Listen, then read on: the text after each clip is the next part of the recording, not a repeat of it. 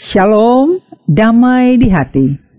Suatu sukacita yang besar bagi kita saat Tuhan perjumpakan kita lewat renungan harian keluarga. Sebelum membaca dan merenungkan firman Tuhan, kita ikuti pujian doa mengubah segala sesuatu.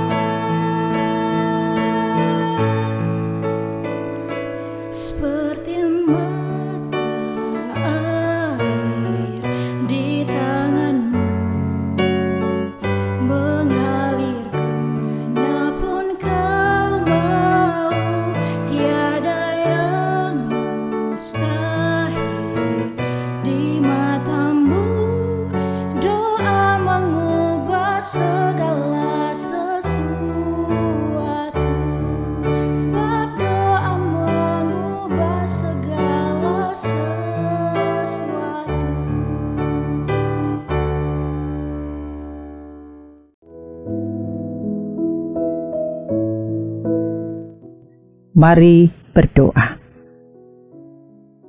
Padamu ya Tuhan, di hari yang baru, kami menaikkan doa syukur. Sekaligus kami memohonkan doa hikmat, wahyu, penyataan dari-Mu Tuhan, supaya kiranya kami dapat membaca, boleh mengerti, dan melakukan firman-Mu. Maka di dalam nama Tuhan Yesus Kristus, oleh tuntunan kuasa Roh Kudus, kami dapat membaca Alkitab, merenungkan, dan mau melakukan firman-Mu. Amin. Pembacaan Alkitab pada saat ini, Efesus pasal 1, ayat 15 hingga 17. Karena itu, setelah aku mendengar tentang iman-Mu dalam Tuhan Yesus dan tentang kasih-Mu terhadap semua orang kudus, aku pun tidak berhenti mengucap syukur karena kamu, dan aku selalu mengingat kamu dalam doaku dan meminta kepada Allah Tuhan kita Yesus Kristus, yaitu Bapa yang mulia itu, supaya Ia memberikan kepadamu roh hikmat dan wahyu untuk mengenal Dia dengan benar. Demikianlah pembacaan Alkitab saat ini.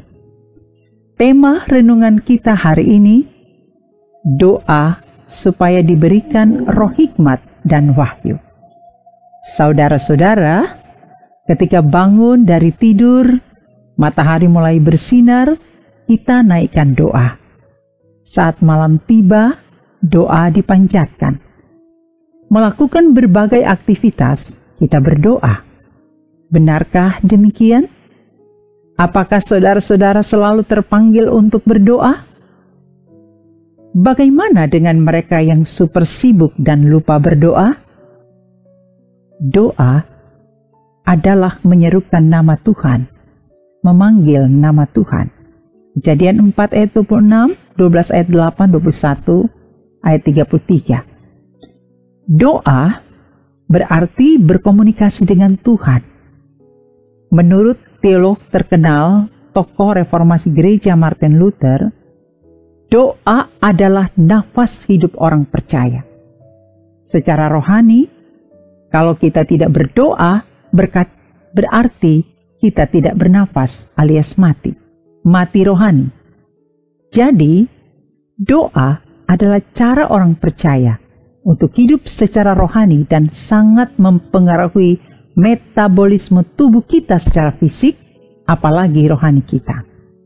Yesus mengajarkan murid-muridnya berdoa dan berjaga-jaga.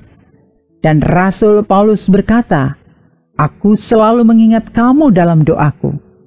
Ketika Paulus mendengar iman dan kasih jemaat Efesus, ia bersyukur dan berdoa.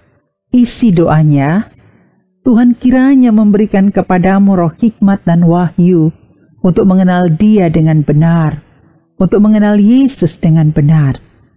Saudara-saudara, manusia sangat terbatas. Terkadang kita berkata, kita tidak tahu bagaimana harus berdoa. Bahasa orang Manado bilang, kita nih tahu berdoa. Kita malu, kita nih mau berdoa. Roh membantu kita dalam kelemahan kita. Sebab kita tidak tahu bagaimana sebenarnya harus berdoa, tetapi Roh sendiri berdoa untuk kita kepada Allah dengan keluhan-keluhan yang tidak terucapkan. Roma 8 ayat 26. Allah turut bekerja dalam hidup kita. Percayakah engkau akan hal ini? Ora et labora. Berdoa dan bekerja. Kita berdoa minta hikmat, Allah bekerja menerangi hati pikiran kita dengan rohnya. Saudara-saudara, pesan firman hari ini, doakan apa yang engkau kerjakan dan kerjakan apa yang engkau doakan. Maka hikmat Tuhan menuntun kita jalan serta Yesus, jalan sertanya setiap hari, serta Yesus selamanya. Mengucap syukurlah dalam segala hal, tetaplah berdoa. Amin. Mari kita berdoa. Terpujilah namamu ya Tuhan Yesus, yang pada hari ini Tuhan berkenan memberkati kami lagi dengan firman dan kebenaran Allah. Kami siap melakukan tugas kerja karya sepanjang hari ini. Maka Tuhan urapi kami dengan urapan hikmat, kebijaksanaan, roh dari Tuhan, supaya kami dapat memahami betapa pentingnya doa di dalam hidup kami. Kami serahkan kehidupan kami, anak-anak kami yang masih balita, mereka yang sementara sekolah, mencapai cita-cita dan harapan, mereka yang sudah selesai studi dan mencari-cari pekerjaan, bapak-bapak, ibu-ibu, baik mereka ASN, wira swasta, dan pekerjaan apapun yang telah diberikan Tuhan kepada mereka, bukakanlah kiranya mata pencaharian mereka.